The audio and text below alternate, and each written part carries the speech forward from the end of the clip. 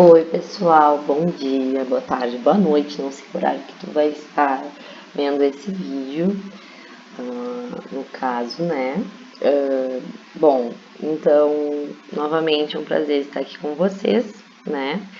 Eu vou dar a introdução, então, ao sistema nervoso, certo? O sistema nervoso, ele é dividido, então, em vários temas, como vocês têm lá no cronograma, né, na ementa da disciplina. Esse primeiro tópico, então, é a introdução ao sistema nervoso, onde basicamente a gente vai falar sobre os neurônios, a gente vai fazer uma revisãozinha sobre potencial de ação, vamos falar da divisão sensorial e motora, e vamos falar dos principais tipos de sinapse, né? E vamos conversar um pouquinho mais detalhadamente sobre o que é sinapse e mencionar os principais tipos de neurotransmissores, tá? Então, eu vou procurar falar um pouquinho rápido, porque essa aula tem vários temas que eu preciso conversar e detalhar com vocês. Então, à medida que vocês não entenderem, vocês pausam o vídeo e vejam novamente, né? Eu espero que o mais rápido possível a gente possa voltar às atividades normais, presenciais, né? Enfim, eu quero também dizer para vocês que qualquer dúvida, qualquer questão, entrem em contato, vou estar online, né? E aí, dependendo das necessidades de vocês, né? Ajudando da melhor maneira possível. Também gostaria já de me desculpar por conta de alguns possíveis ruídos que vocês vão ouvir, né? No áudio, eu espero que o áudio fique bom, certo? Então, vamos lá. Bem, então, de maneira geral, né, para a gente já começar a falar um pouco da importância do sistema nervoso, qual é a vantagem que se tem de ter um sistema nervoso, a gente dá uma iniciada aí para conversar brevemente sobre a história, né, e aí a gente vê registros desde 7.000, né, anos atrás, né, ou seja, até antes de Cristo, né, registros onde então a gente percebe evidência de cirurgia cerebral em pessoas. Então, o sistema nervoso, o cérebro, sempre foi muito um objeto de muita especulação, de muita curiosidade ao longo de toda a história humana, né? Então, a gente tem registros desde a pré-história dessas rupturas, enfim, pensamentos, hipóteses sobre o que se tinha por dentro do nosso crânio, né? A gente tem em 1968, então, já uma teoria de o que se tem dentro desse cérebro, né, que é um mapa fenológico. Então, de acordo com Gall, que propôs esse sistema, os seus seguidores e diferentes traços do comportamento, eles estavam relacionados com o tamanho de diferente parte do crânio. Então, se a gente sentia dor, era porque a parte da dor ela era maior que a parte do medo, por exemplo. Então, eles já entendiam que partia do cérebro, do crânio, né, do sistema nervoso, eles já entendiam, eles já tinham concepção de que era um sistema, então, que era responsável por receber essas informações, processar, e é um sistema, então, bastante importante, falando em questão também da homeostase, né? E em 1865, né, foi publicado um desenho pelo anatomista alemão Otto Dieterich, mostrando então uma célula nervosa, né? Percebam o quanto é similar e até mesmo igual ao que a gente tem de concepção de célula nervosa, né? Então, desde cedo se entende e se pesquisa sobre o sistema nervoso.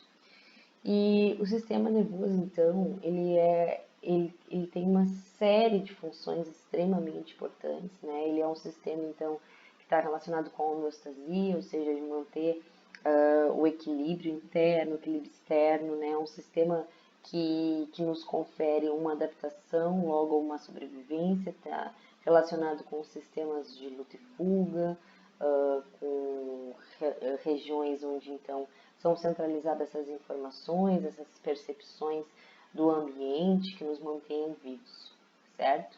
E a gente tem cerca de 100 bilhões de neurônios, que são as células fundamentais, as células então que são responsáveis pela comunicação, pelo armazenamento de memória, por questões elaboradas então do sistema nervoso como um todo, tá?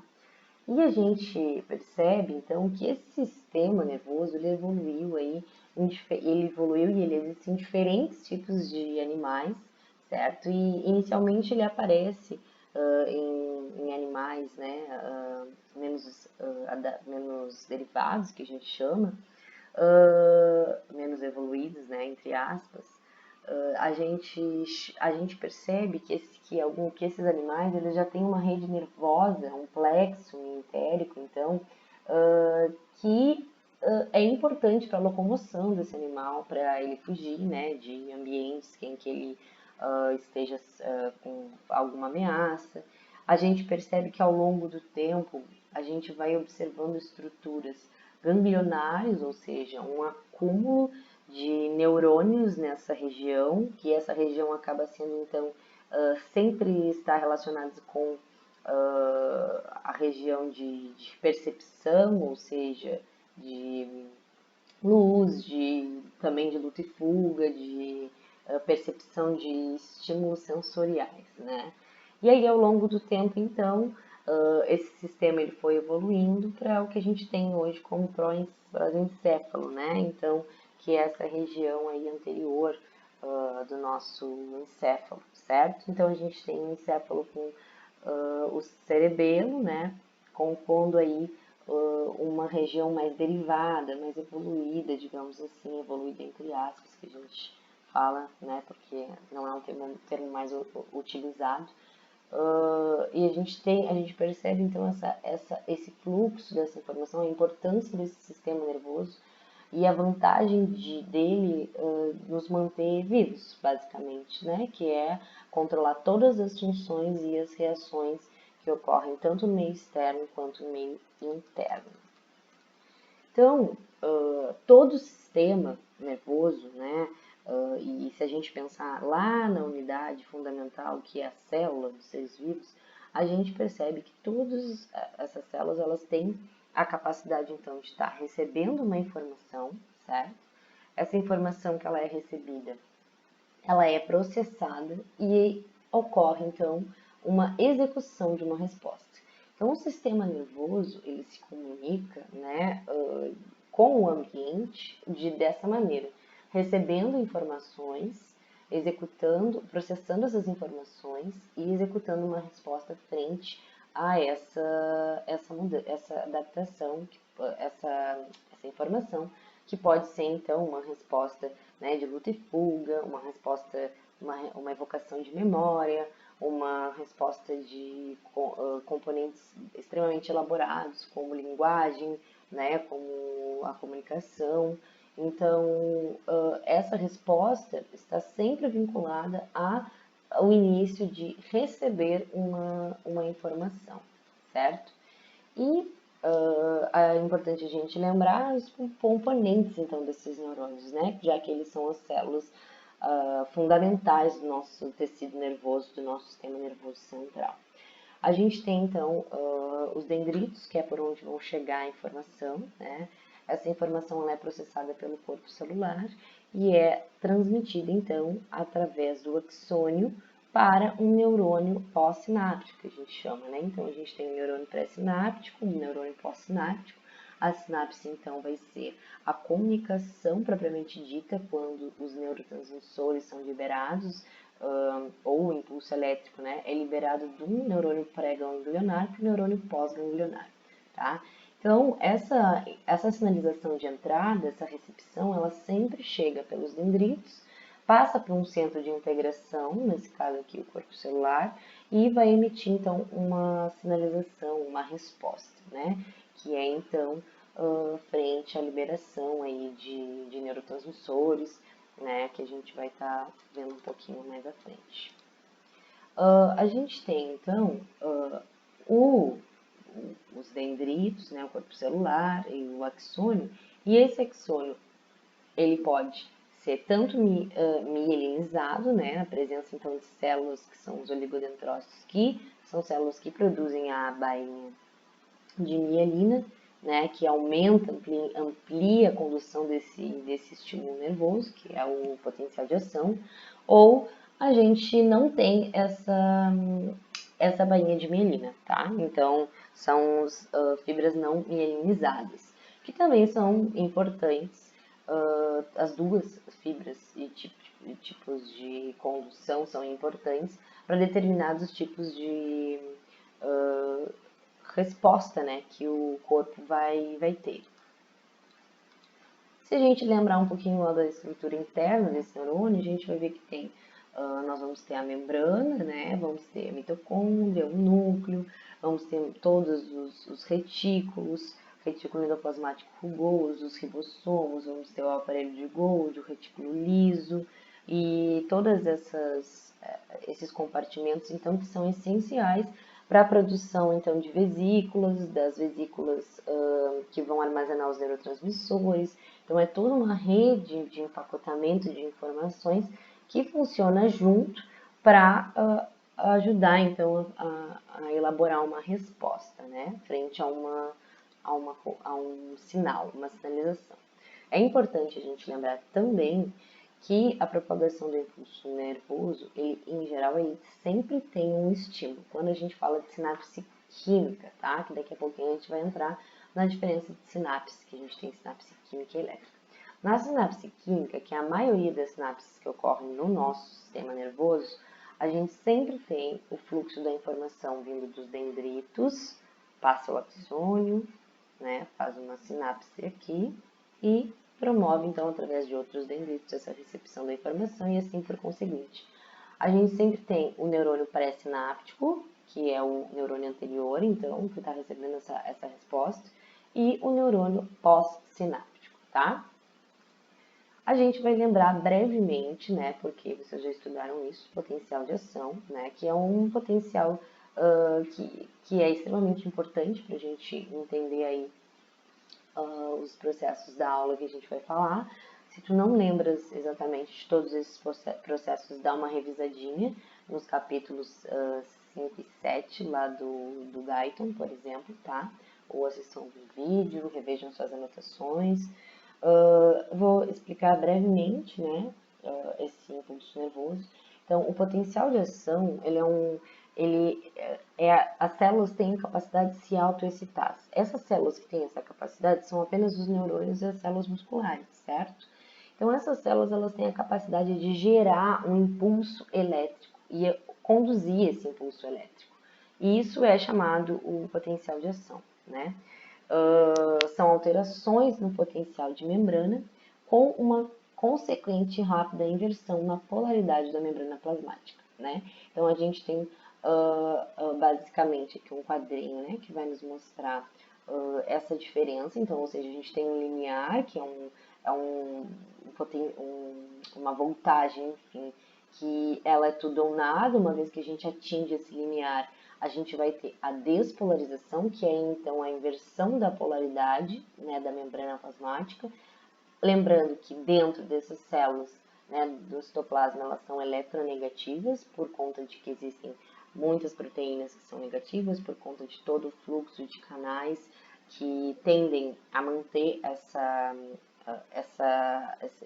parte interna eletronegativa, e também por conta da bomba de sódio e potássio, a TPase, né, que colabora aí com essa eletronegatividade interna. Então, uma vez que ocorre o potencial de ação, ocorre a despolarização, ou seja, um influxo, uma corrente, né, de elétrica para dentro do citoplasma, para dentro desse neurônio, ou seja, uma inversão de polaridade, certo? E a força da condução eletroquímica do sódio diminui, uma vez que ele alcança, então, ele se despolariza alcançam um determinado valor, que é um pouco acima de mais ou menos 30 milivolts, né? E aí, a partir disso, então, os canais de sódio se fecham, se abrem os canais de potássio, ocorre, então, o efluxo do potássio, né? Para, então, acontecer a repolarização, né? Então, a permeabilidade do potássio é adicionada por tensão interrompida e volta ao potencial de repulso. Então, o efluxo de de potássio, uma corrente, então, para fora de potássio para conseguir tender, equilibrar a eletronegatividade aí dessa membrana, tá? Então, a permeabilidade ao potássio está temporariamente mais elevada do que em condição de repouso. E aí, uma vez que ocorre esse fluxo, a gente tem, então, uma normalização desse potencial, né? Então, a partir disso, a gente poderia ter um novo potencial de ação, né? Então, quando ocorre a despolarização, e os canais de sódio voltagem dependentes de voltagem estão abertos, a gente não pode ter um outro potencial de ação, tá? Esse potencial de ação, ele ocorre uma vez a cada vez que ocorre, então, esse estímulo, esse potencial tudo ou nada. Então, a gente, né, lembra lá que a gente tem gradientes eletroquímicos nessas células, né? Então, a gente tem, por exemplo, mais sódio no meio extracelular do que dentro, e a gente tem mais potássio dentro da célula do que fora, tá? Assim como o cálcio, né? Que é o cálcio, o cloro. A gente tem mais cloro fora do que dentro. Cloro, então, é importante para os processos inibitórios do potencial de ação. Então, eu tenho, né, aqui o que eu chamei de elementos necessários para ocorrer o potencial de ação. Então, um dos elementos é essa característica que a gente tem, que são as concentrações dos íons, né, mais sódio fora do que dentro, e mais potássio dentro do que fora. A gente tem a bomba eletrogênica aí, que colabora com essa eletronegatividade da membrana, porque ela coloca contra o gradiente contra um gradiente, então ela coloca mais sódio para fora do que potássio, né? Então ela coloca 3 sódios para fora e 2 potássios para dentro, contra um gradiente, porque a gente sabe que tem mais potássio dentro do que fora e mais sódio fora do que dentro, tá? E a gente tem canais de vazamento, canais que estão lá sempre abertos. Um desses canais, a célula tem uma maior canais com mais facilidade de sair relacionado ao potássio do que o sódio. Então, esses canais de vazamento estão lá sempre saindo, né? Um pouquinho de sódio que colabora ainda mais com a eletronegatividade interna da membrana. E a gente tem os canais de sódio voltagem dependentes, tá? Então, uma vez que ocorre essa despolarização, todos esses canais eles vão se abrir. E aí, então, o potencial de ação é gerado, né? O tudo ou nada lá que a gente já mencionou. Então, essa inversão de polaridade, ou seja, fica eletropositivo dentro do que fora, isso é o potencial de ação. É essa carga elétrica que vai conduzir a informação. Então, aqui essa figura vai mostrar a mielina, né? A mielinização, ou seja, os oligodendrócitos são as células responsáveis, então, pela produção dessa capa de gordura, digamos assim, que faz com que o potencial de ação seja saltatório, ou seja, aumenta a condução, a velocidade da condução desse impulso nervoso, tá? E então esses são os elementos aí, a importância do potencial de ação que acontece então nos nossos neurônios, tá? Então, uma vez que a gente tem uma sinapse, essa sinapse então é uma região de comunicação entre um neurônio e o outro, tá? E tudo inicia através do potencial de ação. Bem, então a gente tem uma organização do sistema nervoso, né? Que a gente sempre conhece essas figurinhas aí, isso já é bastante clássico. Então a gente tem como divisão, né, principal, digamos assim, o sistema nervoso central, onde a gente tem o encéfalo e a medula espinhal, né? O encéfalo, o cerebelo e a medula espinhal. E a gente tem o sistema nervoso periférico, que é composto pelos nervos, que são as fibras axônicas, né? E gânglios, que são acúmulos de neurônios fora do sistema nervoso central, tá? E esse sistema nervoso periférico, então, ele vai conectar o sistema nervoso central aos músculos, glândulas e órgãos sensoriais, certo? Então, aqui a gente tem uma figurinha que mostra, então, um pouquinho disso. A gente tem aqui sistema nervoso central, encéfalo, medula espinhal, que vai se dividir né, em neurônios sensoriais aferentes, que são aqueles neurônios que vão trazer a informação. Então, esses neurônios, a informação chega através dos neurônios aferentes, que vão processar essa informação no sistema nervoso central, tá? E vai emitir uma resposta. Vai então mandar uma resposta através dos neurônios eferentes, que são aqueles neurônios de saída que vão promover uma resposta efetora. Para quem? Para músculos, para glândulas, para vias então de vias, tecidos, enfim, tá? Então a gente tem essa divisão aqui, né? Então aqui apresenta um estímulo, esse estímulo ele é recebido através dos receptores sensoriais, através dos nervos aferentes de entrada, né?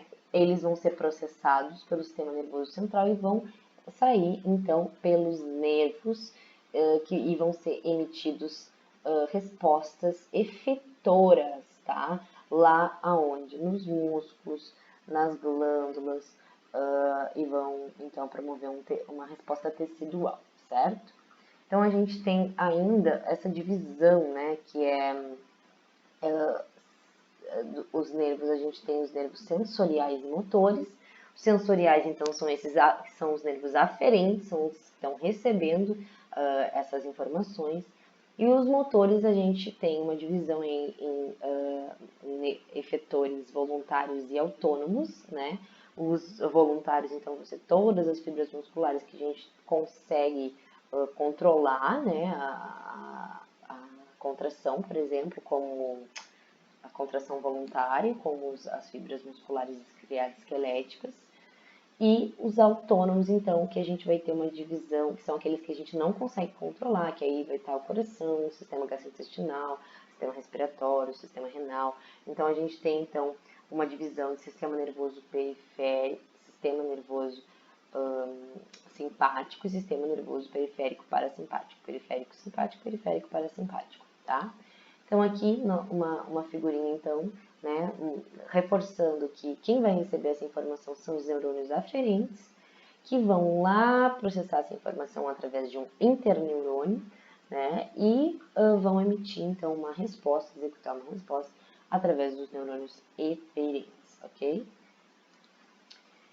E a gente tem o centro integrador, que é nada mais é do que a medula, né? Que é a medula espinal, que é onde então a gente tem a integração dessa informação do sistema nervoso central com o sistema nervoso periférico. Então, uma vez que a gente recebe esse estímulo através da informação sensorial via aferente, a gente vai ter uma conexão aqui, um interneurônio, né? Esse que está representado nessa figurinha, nessa cor vermelha. Nesse interneurônio, então, vai emitir uma resposta via nervos eferentes para músculos e glândulas, então, para, por exemplo, contrair, aumentar batimentos cardíacos, diminuir batimentos, enfim, tá? Então, a gente tem aqui como centro integrador a medula espinal. Nós temos alguns tipos, né, que a gente chama de neurônios, assim, que na verdade são essas categorias anatômicas e funcionais. O interneurônio é esse que faz essa condução aqui, né, do estímulo aferente com o estímulo eferente no centro integrador na medula espinal.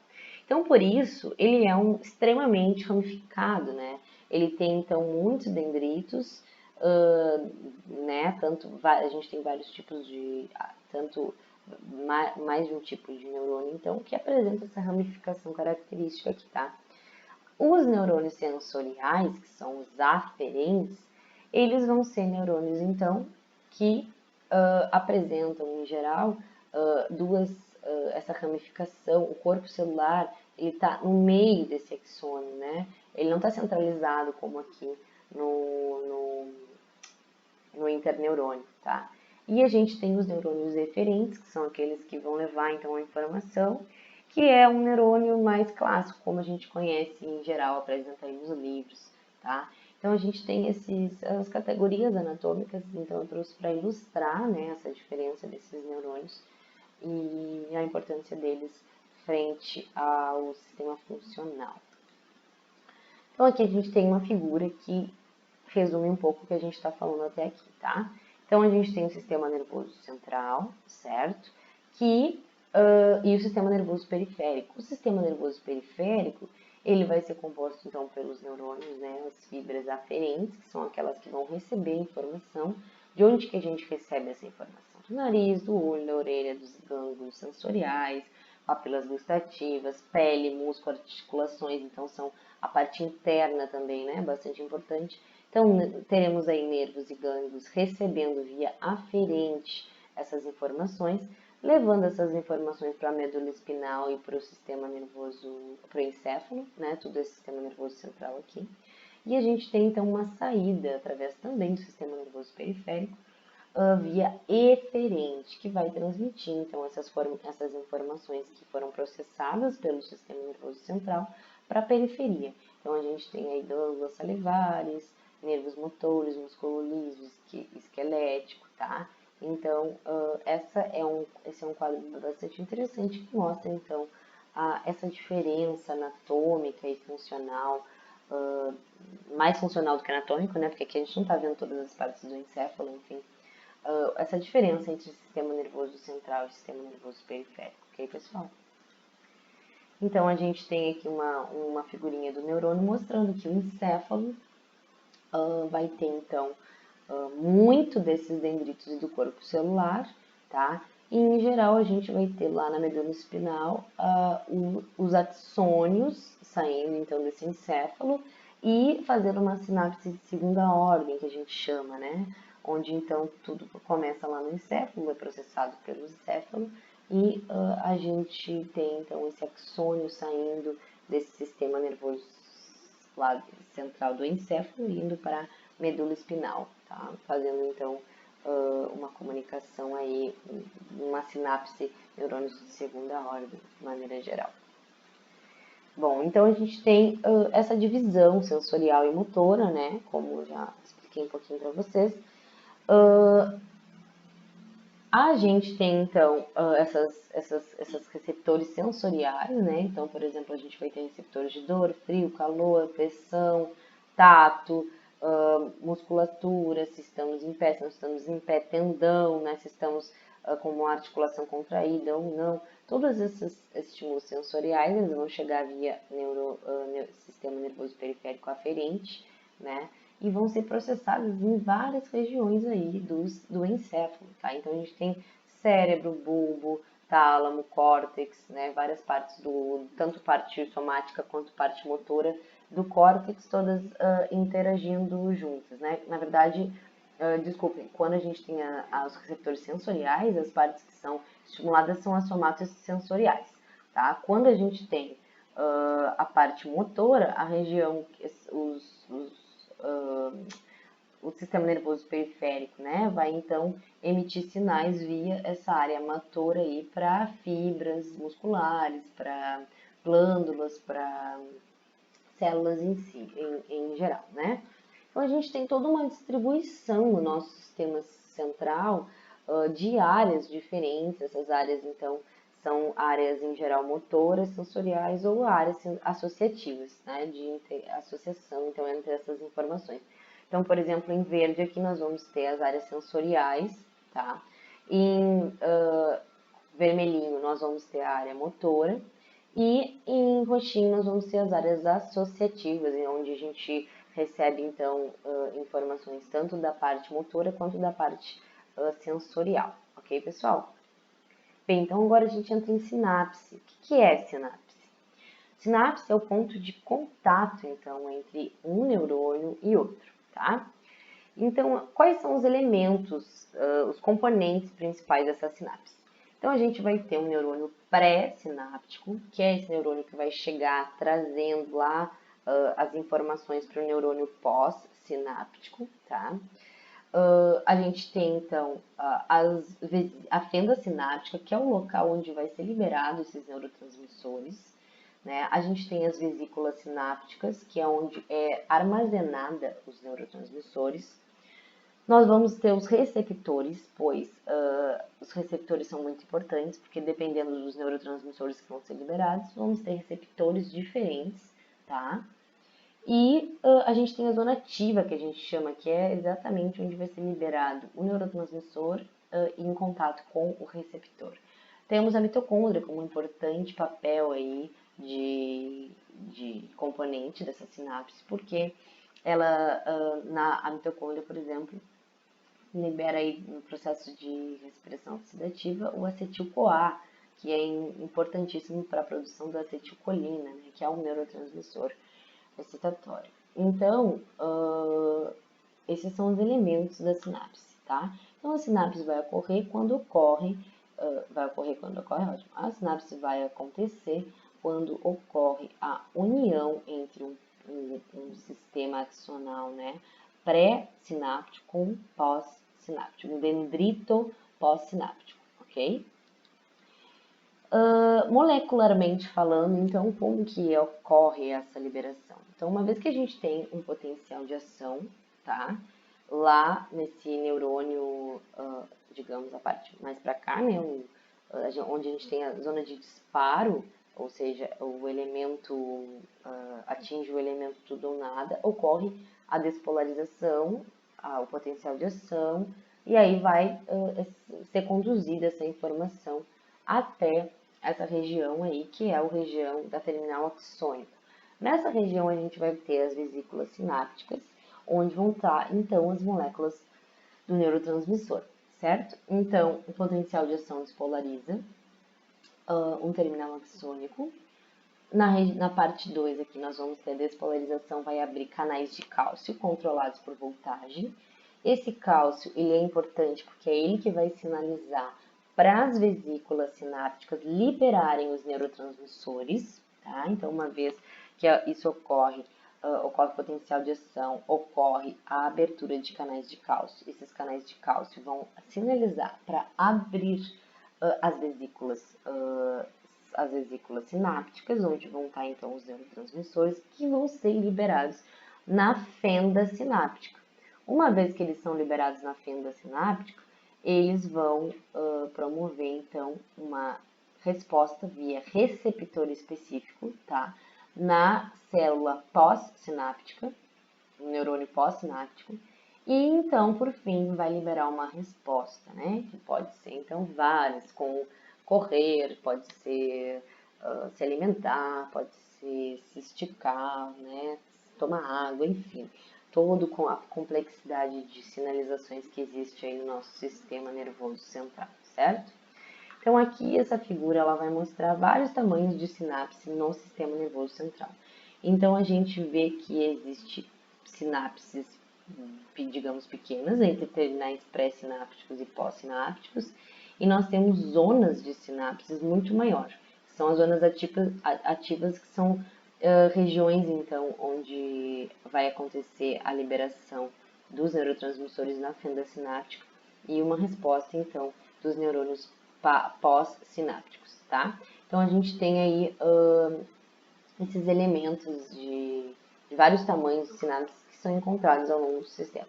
Nós também temos um arranjo sináptico que acontece, onde que vai acontecer então essa sinapse, né? A gente tem a forma A, que é uma sinapse axodendrítica, que é uma sinapse então que vai despolarizar diretamente as fibras dendríticas, tá?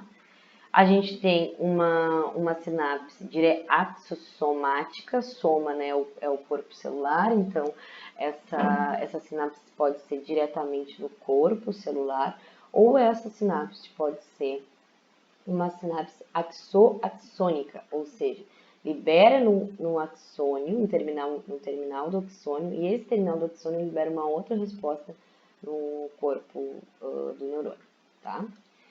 Lembrando que a gente tem como junção neuromuscular, lá na via motora, né? Um neurônio pré-sináptico, liberando nas fibras, diretamente nas fibras, o seu potencial de ação, que vai então iniciar uma resposta de contração muscular lá nas fibras, né? Na zona Z, nas fibras de actina, miosina, enfim. Então a gente tem essa junção neuromuscular aqui, tá? Responsável então pela contração aí dos músculos voluntários. Eu trouxe para vocês uma figurinha então, mostrando então aqui sinais químicos vistos de microscopia eletrônica. Então, em A gente tem uma sinapse excitatória rápida no sistema nervoso central. Então, a gente pode ver por microscopia eletrônica, aqui estão as mitocôndrias. Percebam que nós temos várias mitocôndrias. Isso é devido à quantidade, né, de gasto energético que existe para essa célula, e além disso, a própria necessidade de compostos liberados pela mitocôndria para a produção das vesículas sinápticas. Então, aqui todas essas bolinhas menorzinhas que vocês podem observar são as vesículas sinápticas, tá? E aqui é, então, a zona ativa, que é onde vai ser liberado diretamente essas vesículas sinápticas na fenda sináptica, que é esse espaço que está sendo apontado aqui. E aqui nós vamos ter, então, uma célula pós-sináptica, tá? Aqui também, né, mostrando, então, todas as vesículas, a quantidade de neurotransmissores que temos aí. Essa figurinha também vai mostrar a abundância das sinapses em um neurônio. A gente tem de 10 a 200 mil botões pré-sinápticos na superfície dos dendritos do corpo celular. Então, aqui em azul, vocês vão ver os terminais axônicos de neurônios pré-sinápticos. Então, tudo essas partes azuisinhas são os botões sinápticos que a gente chama, né? Que é onde vai acontecer esse fluxo, essa liberação aí de neurotransmissores, que é a comunicação, né? Entre um neurônio e outro. E aí aqui em roxinho no fundo está aparecendo o dendrito do neurônio pós-sináptico, né? Ou seja, percebam a quantidade que tem dessas terminações axônicas. E aqui a gente tem uma figura, os dendritos densamente ramificados, de uma célula de Purkinje, né, que é um neurônio, demonstrando a convergência de sinais provenientes de muitas sinapses para o corpo celular. Então, convergência é um tema que a gente fala na próxima aula, né, mas eu já posso adiantar. Aqui, então, a gente tem várias recepções de informações chegando para o corpo celular, né, que é uma maneira de convergir essa informação que provém aí de um sistema complexo, como, por exemplo, memória, tá? Essa figura aqui eu já expliquei, acho que está errado. Aqui, então, a gente tem uma figura que mostra dendritos recebendo aferências sinápticas de terminais axônicos. Então, todas essas bolinhas vermelhas pequenas que vocês estão vendo são os dendritos recebendo as aferências, então, que são então essas chegadas de informação, tá?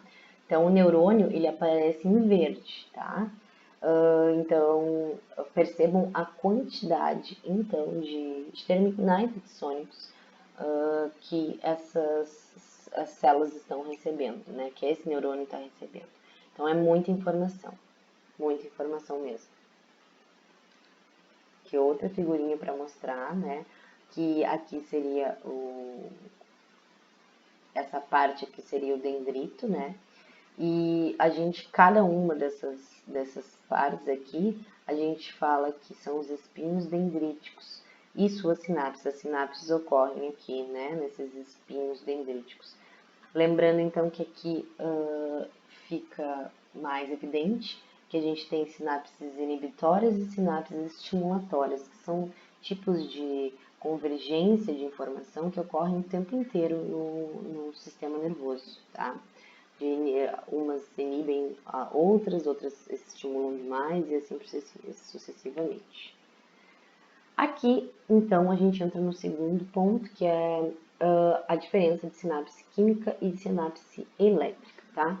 Então, basicamente, a diferença é que a sinapse elétrica, ela não requer a utilização de neurotransmissores. Acontece, então, a despolarização, o neurônio pré-sináptico emite o impulso nervoso diretamente via canais, tá? Então, aqui, essa fenda sináptica, ela é muito pequena, percebam aqui ó, o tamanho, né, dessa fenda sináptica para essa aqui, por exemplo, que tem um tamanho, quando utiliza neurotransmissor, tem um tamanho maior. E então é necessário a utilização de conexinas, que são canais, né, de passagem, então, dessa corrente elétrica, certo? Aqui a gente tem uma outra figurinha mostrando, então a gente provém de um sinal aferente elétrico, né? Então, de um neurônio pré-sináptico. Essa resposta, ela vai passar de um neurônio pré-sináptico para um pós-sináptico via eletricidade também, sinal elétrico também, né? E essas correntes elétricas, elas atravessam, então, essa fenda sináptica através das junções comunicantes, que são esses canaizinhos aqui, tá?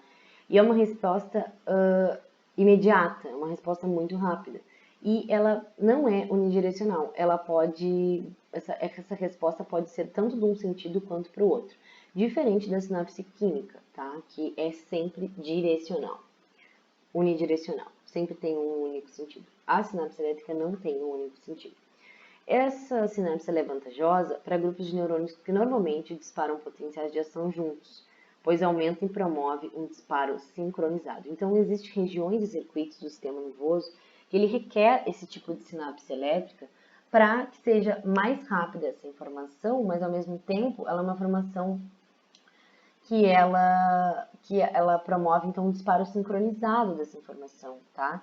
No entanto, ela é mais rápida, mas ela não é tão precisa como uma sinapse química, tá? Por quê? Porque uma sinapse, aqui tem só mostrando então novamente sinapse elétrica, a importância dos canais. Uma sinapse química, por sua vez, ela requer então a saída, né, de neurotransmissores. Esses neurotransmissores requerem um receptor específico, então é uma resposta muito mais precisa, é uma resposta mais lenta, porém muito mais duradoura. E a maioria do nosso sistema nervoso utiliza dessa ferramenta, né, para que é a sinapse química, para manter aí a sua homeostase, tá? E aí a gente tem, dentro da sinapse química, dois tipos de receptores em gerais, ok? Em gerais, que são os receptores ionotrópicos, que são aqueles que são acoplados a um canal, um canal iônico, né? E os receptores metabotrópicos, que são aqueles acoplados à proteína G. Então, aqui também a gente consegue perceber. Então, a ação de neurotransmissores em receptores acoplados a proteínas. Então, uma vez que ocorre esse receptor, que ele pode estar tanto através de um canal ionotrópico, quanto de uma proteína G, um canal de proteína G, isso são receptores, tá? Não são, é diferente dos canais de caderinas, que são proteínas abertas, extremamente abertas. Esses receptores, eles mudam a sua transdução de sinal, a sua conformação frente à chegada de um neurotransmissor, ok? Então, existem os ionotrópicos, que são canais, então, que requerem a chegada de íons específicos para promover, então, a liberação e a junção desse neurotransmissor. E existem canais, então, associados a proteínas G, que são vários tipos de proteínas que emitem, então, segundos, terceiros, quartos mensageiros, são proteínas aí do sistema que são importantes para desencadear uma resposta numa sinapse química. Aí a gente fala um pouquinho dos tipos de potencial, tá? Que a gente tem o potencial excitatório pós-sináptico e o potencial inibidor pós-sináptico. Então, antes eu falei para vocês que a gente tem sempre potenciais excitatórios e potenciais inibitórios nos circuitos, tá? Então, em geral, o sistema excitatório é aquele que vai desencadear um potencial de ação, certo? Então, o principal neurotransmissor excitatório é a glutamina. Tem outros, obviamente, mas aqui um dos principais é a glutamina. E os principais íons que são relacionados com essa despolarização são o sódio e o potássio, tá? O potencial inibitor pós-sináptico, que é o PIPS, já, por sua vez, ele é um estímulo, então, que vai inibir uma possível iniciação de excitação, tá? E os principais neurotransmissores que inibem uma informação é o GABA ou glicina, tá? E o principal íon relacionado é o cloro, certo? Então, aqui nessa figura, a gente tem tipos de potencial pré-sináptico, que é um exemplo de somação espacial. Então, aqui, por exemplo, nós temos 3 neurônios aferentes, né, chegando aí essa informação em neurônios pré-sinápticos. E aqui temos neurônios pós-sinápticos. Uma vez que nós temos 3 estímulos diferentes em locais diferentes, esses estímulos, se eles acionam a zona de disparo, a gente vai ter um potencial de ação, tá? Então, ó, 3 neurônios excitatórios disparam. Seus potenciais graduados separadamente estão abaixo do limiar. No entanto, quando eles se juntam, essa somação, esse potencial graduado, eles conseguem romper a zona de disparo e emitir um potencial de ação tá? Nessa fibra pós-sináptica, nesse neurônio pós-sináptico. De outra maneira, se nós temos aqui 2 neurônios excitatórios e um inibitório, a gente vai ter, se a gente somar, né, a somação desses potenciais, a gente não vai conseguir, não consegue chegar na zona de disparo, a gente não vai ter um potencial de ação, tá? Então, aqui a gente tem um exemplo que é, aqui no A a gente não tem potencial de ação, não atinge o limiar, e no B a gente tem potencial de ação. Então, esse efeito, né, de potencial de membrana em relação ao tempo, a gente recebe estímulos em tempos diferentes. Uma vez que eu recebo um estímulo duplamente, né, nesse neurônio pré-sináptico ou pós-sináptico, esse efeito temporal ele se soma, a gente tem a passagem do limiar e tem então a despolarização, a repolarização dessa fibra, tá? Então o mesmo é aqui nessa figura. Então o PEPS, que é um potencial excitatório, aqui a gente está tendo então um potencial de ação, a gente tem o PEPS como potencial excitatório, ocorre então, atinge o limiar, ocorre o potencial. A gente tem a somação espacial, que é então diferentes locais desse axônio, por exemplo, e a gente tem a somação temporal, diferentes tempos de estímulos que vão então atingir lá o limiar e desencadear o potencial de ação, tá? Então a gente tem o potencial né, normal, digamos assim, e a gente tem esse potencial tanto espacial, né, que pode acontecer em espaços diferentes, quanto em temporal, ou seja, a soma desses potenciais excitatórios que vão gerar um potencial de ação. Aí a gente tem aqui um tipo de inibição sináptica. Então a gente pode ter uma inibição pré-sináptica, ou seja, a gente chega aqui um neurônio excitatório, ele dispara aqui no pós-sináptico, tá? Então aqui a gente é pré-sináptico, aqui é pós. Deixa eu ver. Tá? Então a gente tem o 2, um potencial de ação gerado, e no 3, um neurônio inibitório dispara, bloqueando a inibição do neurotransmissor. Então, essa inibição, ela acontece nessa região aqui, né? Então, a gente tem o estímulo do neurônio excitatório, que desencadeia um potencial de ação, e aí chega, né, através dos circuitos neuronais, um neurônio inibitório que pode estar inibindo esse estímulo excitatório, e aí a gente não tem a liberação de neurotransmissor, não tem, então, uma resposta. E aí aqui a gente teria, então, a continuidade desse estímulo elétrico, né, desse potencial de ação, caso não recebesse essa inibição aí, tá? Pré-sináptica, ou seja, antes de ocorrer a sinapse. E aí a gente tem um outro exemplo, que é a inibição pós-sinapse, tá? Então aí a gente ter um neurônio excitatório e um inibitório pré-sináptico. Então aqui a gente tem um excitatório e um inibitório, né? Aí o sinal modulado no neurônio pós-sináptico está abaixo do limiar, tá? Então se está abaixo do limiar, não vai acontecer o potencial de ação. Então nenhum potencial de ação é iniciado na zona de disparo, nenhuma resposta ocorre nas células-alvo. Aqui a gente tem o término da atividade do neurotransmissor. Então, uma vez que ocorre a saída, a liberação desses neurotransmissores, tá? Esses neurotransmissores imediatamente eles se difundem pela fenda sináptica, eles são reabsorvidos pelo sistema, tá?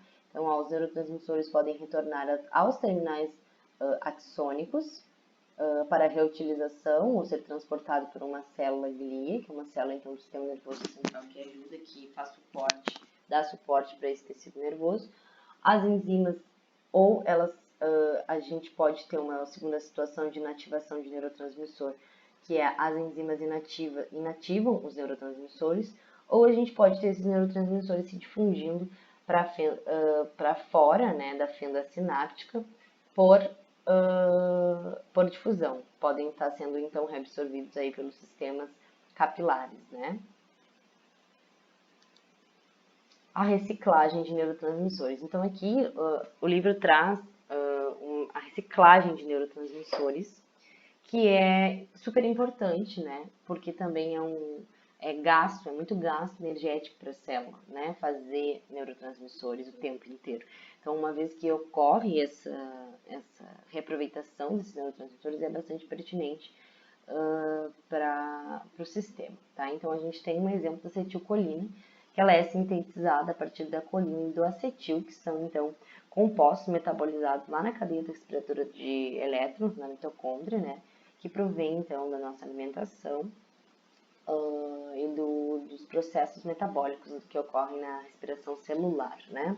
Então, a gente tem, então, aqui a acetilcolina é sintetizada a partir, né, do acetil-CoA pela mitocôndria. Então, a gente vai ter essa acetil-CoA sendo incorporada por essa vesícula sináptica e liberada, então, quando ocorre a sinapse, né? Então, no 2, na fenda sináptica, essa acetilcolina é rapidamente quebrada pela enzima acetilcolinesterase, então, que é uma enzima que vai estar reaproveitando, digamos assim, essas porções da acetilcolina. E 3, a gente tem a colina é transportada de volta para o terminal axônico e é utilizada para a síntese de mais acetilcolina, tá? Então, é bem importante esse mecanismo aí de reaproveitação dos neurotransmissores. Então, aqui a gente vai ter uma figura que mostra respostas rápidas e lentas em células pós-sinápticas, tá? Então, a gente está falando de sinapse química, tá? A gente vai ter, então, potencial sináptico rápido e de curta duração, quando essa terminal pré-sináptico libera uma resposta, então, um neurotransmissor que vai se ligar a um canal iônico, tá? E aí, esse canal iônico vai sofrer uma readaptação, uma com mudança conformacional, né? Que vai, então, abrir mais canais de sódio, e aí a gente vai ter uma despolarização, ou seja, uma excitação desse neurônio. Ou mais potássio sai, ou mais, se a gente tem mais potássio que sai, então a gente pode, né, ter no caso mais cloro entra, a gente tem uma inibição desse potencial de ação, tá? Por essa inibição aqui que é, digamos, mais lenta, mais rápida, desculpa. Mais o potencial sinápticos lentos, de efeito de longa duração. A gente vai ter, em geral, uma rede bastante importante de comunicação celular, que são os receptores acoplados à proteína G. Então, uma vez que esse neurócrino, né, que essa substância, esse neurotransmissor é liberado, ele vai promover novamente uma mudança conformacional nessa proteína, tá? Que vai ativar um segundo mensageiro. Uma vez que ativa o segundo mensageiro, a gente tem duas possibilidades. Ou a gente tem a abertura dos canais iônicos, então menos sódio. Se tiver menos sódio, a gente pode ter uma inibição, né, do potencial de excitação desse fluxo de informação. Se a gente tem menos potássio que sai, a gente tem um potencial estimulatório, excitatório, ou seja, continua esse potencial de ação. O segundo caso aqui seria, então, a modificação de proteínas existentes ou da regulação de síntese de nova proteína. Então, aqui vai diretamente lá para o DNA, né, promover, então, estímulos, liberação de células, de genes, né? Então é um processo mais lento, mas é um processo extremamente importante e modulado, assim, no sentido de que uma vez que tu promove um X de expressão gênica, e esses genes vão ficar atuando como neurohormônios, por exemplo, né? A gente não precisa estar sempre produzindo mais uma resposta. Então isso é uma maneira mais lenta, no entanto mais econômica, né, de longa duração. Aqui a gente tem uma resposta mais rápida, né, mas no entanto uma resposta de curta duração. Os dois sistemas são importantes para estar aí estimulando, né, toda a parte do sistema nervoso central, tanto a parte de excitação quanto de inibição de um canal.